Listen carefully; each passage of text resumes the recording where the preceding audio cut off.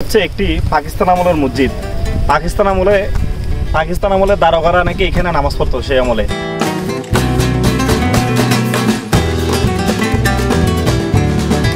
আচ্ছা, আপনি ভাবেন তো, দুই পাশে নদী, নদীর মাঝখানে চর, সেই চরের মধ্যে একটি পাকা ঘর।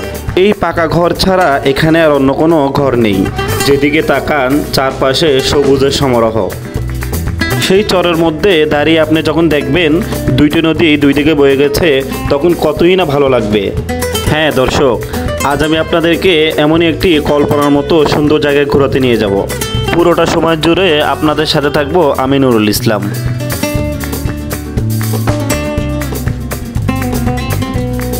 যার এক পাশ দিয়ে বয়ে গেছে বাংলাদেশের সবচেয়ে খরস্রোতা নদী কর্ণফুলী এবং অন্য পাশ দিয়ে বয়ে গেছে বাংলাদেশের প্রাকৃতিক মৎস্য প্রজননকারী কেন্দ্র হালদা নদী।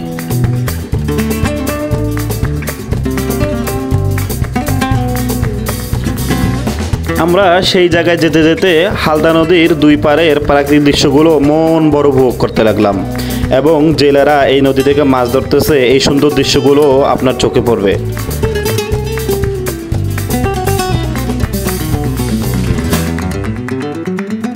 আমরা আজকে যেই চরের মধ্যে যাচ্ছি সেই চরের মধ্যে শুধু একটি মাত্র ঘর এবং লোকমুখ থেকে জানা যায় এই ঘরটি তৈরি হয়েছিল পাকিস্তানি আমলে।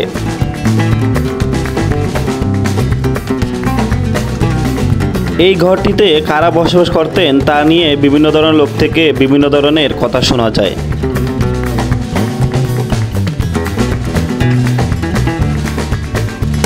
আমরা সামনে এগোতেই দেখলাম কর্ণফুলী এবং হালদা নদীর মোহনায় কিছু ছেলে তাদের মনের মতো করে গোসল করতেছে। কেউ কেউ বলেছেন পাকিস্তান আমলের দারোগারা নাকি এই ঘরে বসবাস করত। আবার কেউ কেউ বলেছেন ওই সময়ের কোর্টের চাকরিরত ব্যক্তিরা নাকি তাদের পরিবার নিয়ে এখানে থাকতো। গরিন হত হইন্দে স্বাধীনতার আগের, হ্যাঁ আগের, পাকিস্তান আমলের আগের, পাকিস্তান আমলের আগের, বহুত আগের। এটা ওই দারোয়ান থাকতো দেরি দারোয়ান না পাকিস্তানি দারোয়ান তো আমার লোক একটা থাকতো দেরি।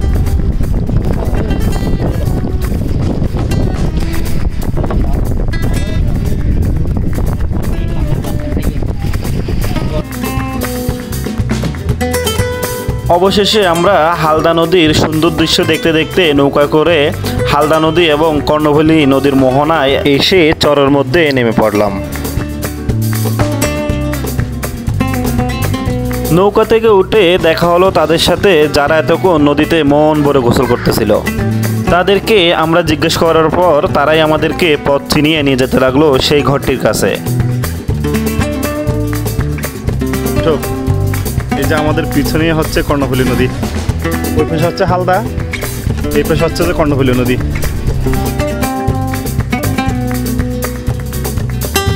চরের মধ্যে উঠতেই আমাদের চক্ষু শীতল হয়ে গেল এর চারপাশের সৌন্দর্য দেখে।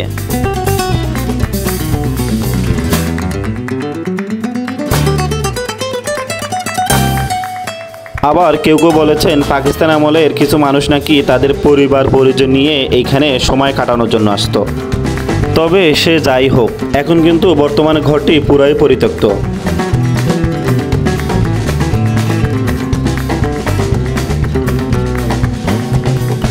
তাদেরকে আরেকটি কথা বলে রাখি, এইখানে তখনকার সময়ে নামাজ আদায়ের জন্য একটি মসজিদও নির্মাণ করা হয়।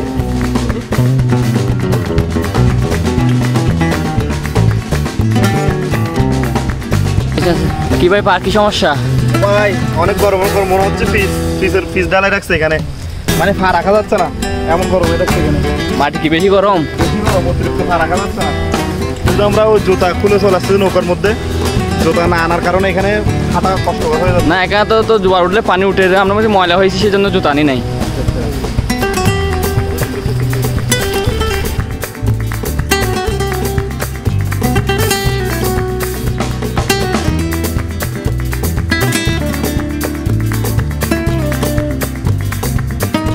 দর্শক, আমরা যেখানে আসছি এটা হচ্ছে চট্টগ্রাম জেলার রাউজান থানার কচুখাইন ইউনিয়নের অন্তর্গত। এখানে একটি ঘর আছে, এই ঘরটি নাকি পাকিস্তান আমলেরও আগের। আমরা সেটি দেখার জন্য আজকে আসছি। চলুন আমরাও দেখবো, আপনাদেরকেও দেখাবো। এখানে নাকি পাকিস্তানি দারোগারা থাকতো।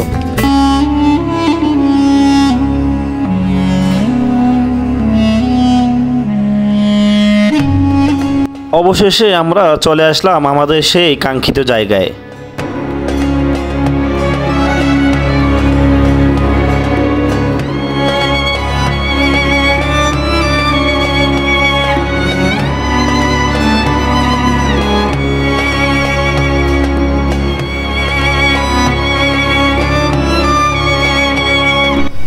দর্শক, এই যে এটি হচ্ছে একটি পাকিস্তান আমলের মসজিদ। পাকিস্তান আমলে দারোগারা নাকি এখানে নামাজ পড়তো সেই আমলে।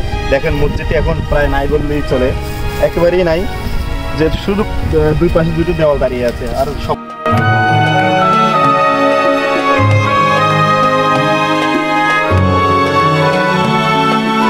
আমরা ঘুরে ঘুরে মসজিদটি চারপাশ দেখতে লাগলাম আর চিন্তা করতে লাগলাম এখানেও এক সময় মহান আল্লাহকে ডাকা হয়েছে আর 5 ওয়াক্ত নামাজ আদায় করত মহান আল্লাহকে সন্তুষ্টি করার উদ্দেশ্যে।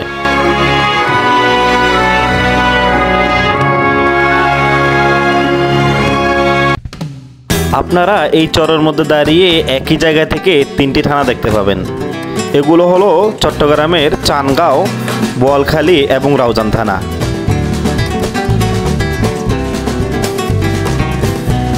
দর্শক, আমি এতক্ষণ আপনাদেরকে যেই ঘরটির বর্ণনা দিয়েছিলাম এটি সেই ঘর। আমার বিশ্বাসই হচ্ছে না যে আমি একটি এত বছরের পুরনো ঘরের সামনে দাঁড়িয়ে আছি।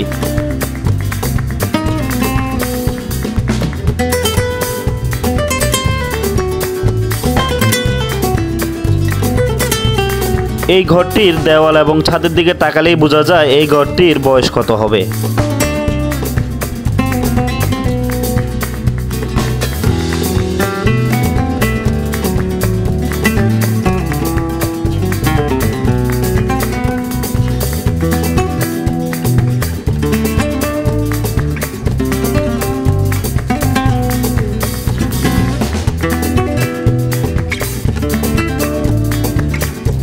এক সময় এই ঘরের মধ্যে কত লোক বাস করত, কত লোক এদিক সেদিক দৌড়দৌড়ি করত, কত লোক এখানে সেখানে আরামায়েশ করত।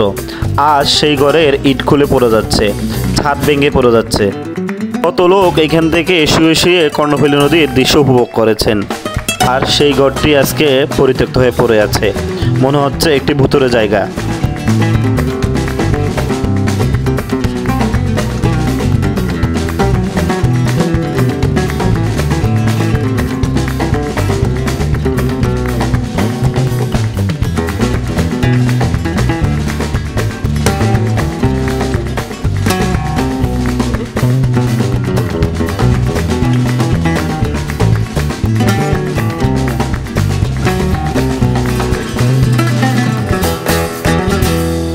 দর্শক দেখেন, এই যে ছাদ থেকে কংক্রিট ছোট ছোট পড়ে যাচ্ছে, থেকেই বোঝা যাচ্ছে এই ঘরটি কত বছর আগের এবং কত পুরানো।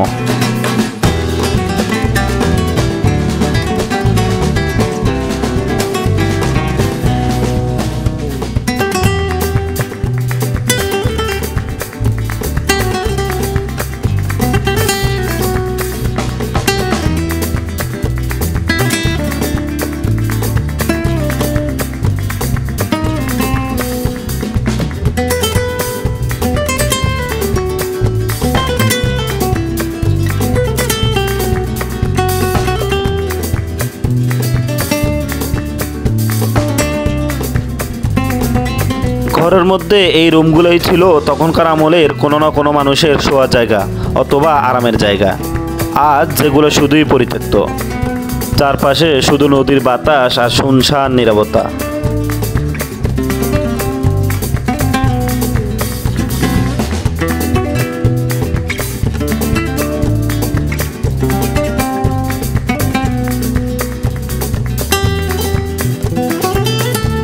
আমরা এই পরিত্যক্ত ঘর থেকে বের হয়ে এর বাইরে আরো 2টি ছোট ছোট ঘর দেখতে পেলাম।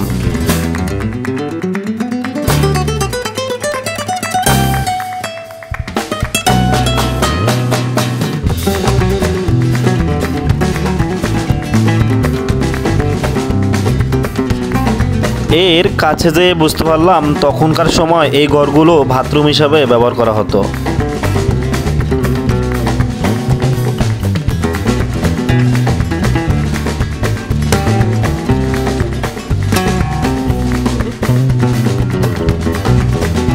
দিনের বেলা আপনি যদি এখানে আসেন, আপনি কিছু লোক দেখতে পাবেন যারাও আসছে এখানে ঘোরার জন্য, আর কিছু লোক আসছে এখানে পাশের গ্রাম থেকে।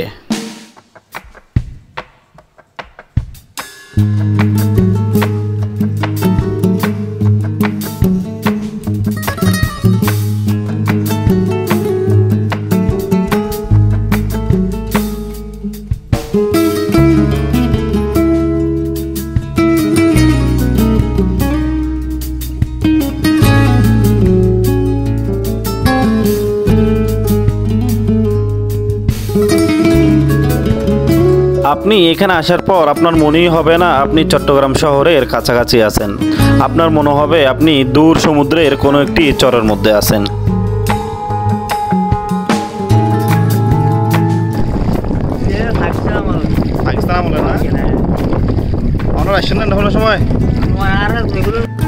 আমরা যার নৌকাতে করে গিয়েছিলাম তিনি আমাদেরকে এই জায়গা সম্পর্কে তথ্য দিতে লাগলেন।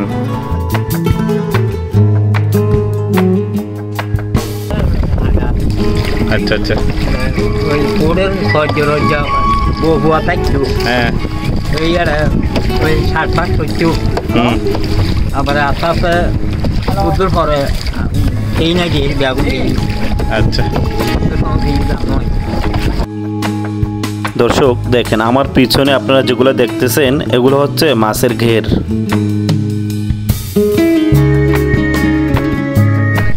দর্শক, এই যে আমার পিছনে যে ঘরটি আছে এই ঘরটি নাকি পাকিস্তান আমলের, মানে পাকিস্তানি তখনের পাকিস্তান আমলের দারোগারা এখানে থাকতো। এই বিল্ডিংটি প্রায় ধ্বংস হয়ে গেছে, মানে শুধু কিছু কিছু দেওয়াল দাঁড়িয়ে আছে। এখানে স্থানীয় মানুষ অনেকে আসে, কিন্তু এটা দিনে নিরাপদ হলো, রাতে কিন্তু এরকম নিরাপদ নয়। তাই আপনারা যারা আসতে চাচ্ছেন এখানে একটু দেখে শুনে আসতে হবে আপনাদের। কিন্তু এখানের চারপাশের প্রাকৃতিক পরিবেশ অনেক সুন্দর, সেই নদীর খোলা হাওয়া এবং চারপাশের সবুজ প্রাকৃতি, যেটা আপনার মন অবশ্যই ভালো।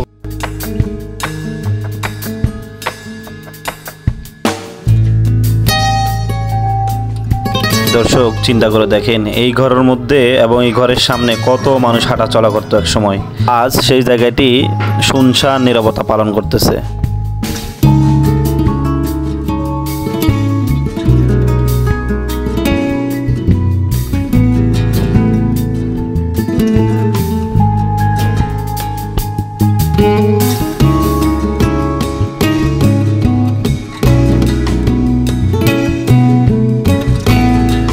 আমরা পাকা ঘরটির ছাদের উপর উঠে এই চারপাশের দৃশ্য সুন্দরভাবে দেখতে লাগলাম।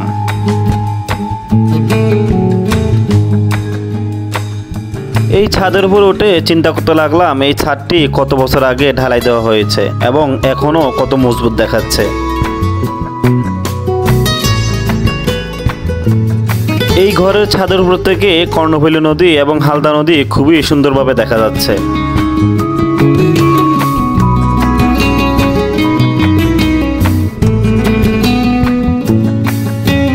দর্শক, আমি কোনো জায়গায় ভ্রমণ করলে এর খুঁটিনাটি তুলে ধরার চেষ্টা করি, এই জন্য আমার ভিডিওগুলো একটু বড় হয়ে থাকে। আমার কাজগুলো আপনাদের কেমন লাগে আপনারা আপনাদের গুরুত্বপূর্ণ মতামতের মাধ্যমে আমাকে জানাবেন।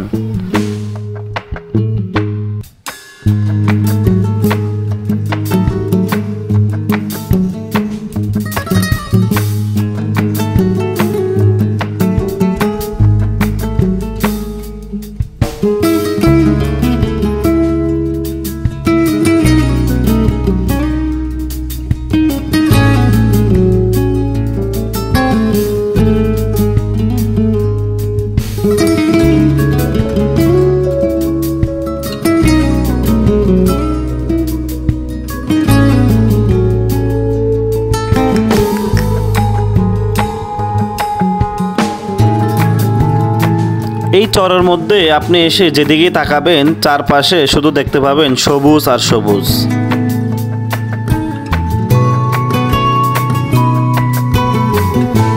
চরের মধ্যে কিছু মানুষ আছে চাষাবাদ করার জন্য, তারা বিভিন্ন সময় বিভিন্ন ফসল ফলিয়ে থাকে এখানে।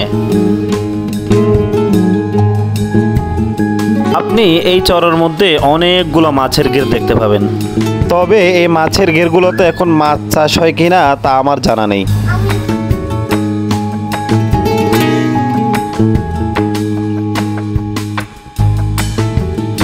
দেখেন দর্শক, কত সুন্দর সুন্দর ফুল ফুটে আছে, যেগুলোর নামও জানি না আমি। আপনারা চিনে থাকলে কমেন্টে বলে যেতে পারেন।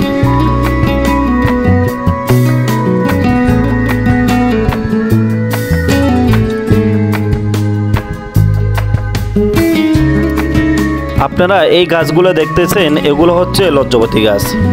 আমি প্রথমে দিকে চিনতেই পারিনি, পরে অনেকক্ষণ দেখার পরে বুঝলাম এগুলো অনেক বড় বড় লজ্জাবতী গাছ। আমি এত বড় লজ্জাবতী গাছ আমার জীবনে আর কখনো দেখি নাই।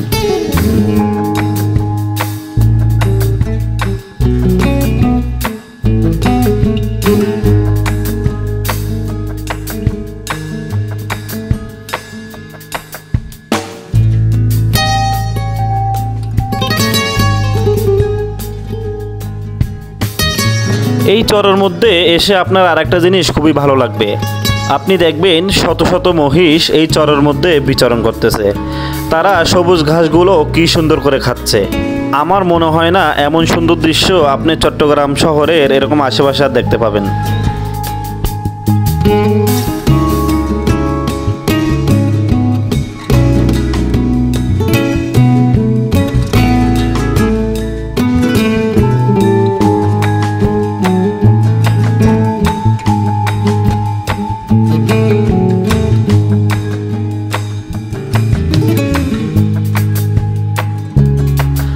মাথার উপরে নীল আকাশ, নিচে সবুজ ঘাসের গালিচা, চারপাশের প্রাকৃতিক দৃশ্য এবং নদীর মুক্ত বাতাস, সত্যি যেন এক অন্যরকম ভালো লাগা।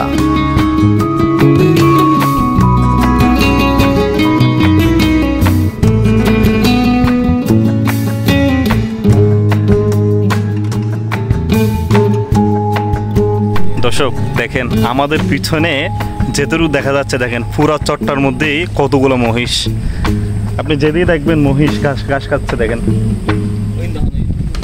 ওই যে দেখেন,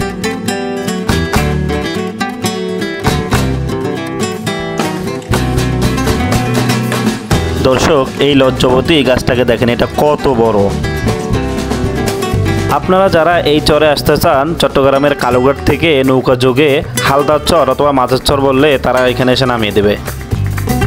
এই চরটি কর্ণফুলী এবং হালদা নদীর মোহনায় অবস্থিত। এটি চট্টগ্রাম কালুরঘাট ব্রিজ থেকেও দেখা যায়। দেখেন ওই যে দূরে কালুরঘাট ব্রিজ দেখা যাচ্ছে। আমরা আছি কর্ণফুলী নদী এবং হালদা নদীর মাঝামাঝি এই চরটাতে। এই চরটাই আজকে আমরা দেখার জন্য আসছি এখানে। ওই যে দূরে কালুরঘাট ব্রিজ দেখা যাচ্ছে। অবশেষে আমরা এই সুন্দর চরটির মধ্যে পাকিস্তান আমলের ঘরটি সহ এর আশেপাশের প্রাকৃতিক দৃশ্য দেখে আমরা এই চর থেকে বিদায় নিলাম।